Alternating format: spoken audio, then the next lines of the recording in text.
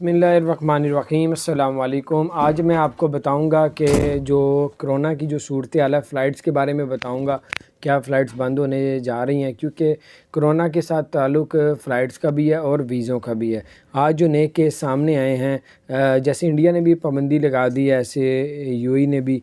जो आज जो केस सामने आए हैं, 2627 केस सामने आए हैं। 930 जो है वो हुए हैं, क्या नाम है, सेहतियाब हुए हैं, डेथ कोई नहीं हुई। जहाँ पे कोरोना की सूरत हाल बढ़ रही है वहाँ पे बैन किया जा रहा है। और जैसे इंडिया ने कहा है, जो भी यूएई से इंडिया आएगा 7 दिन उनको करंटीना किया जाएगा।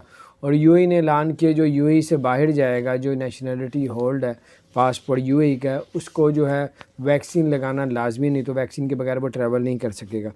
और आपको ये भी बताते चलें कि जो एमिरेट्स एयरलाइन है, उसने ऐलान किया है कि युगांडा जो है वो ट्रांजिट वीज़ा यूएई का भी अब ले सकता है। ये थी कुछ खबरें।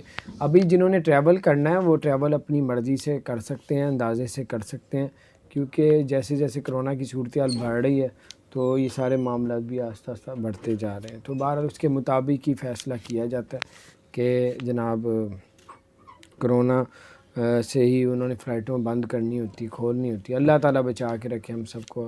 अस्सलाम वालेकुम।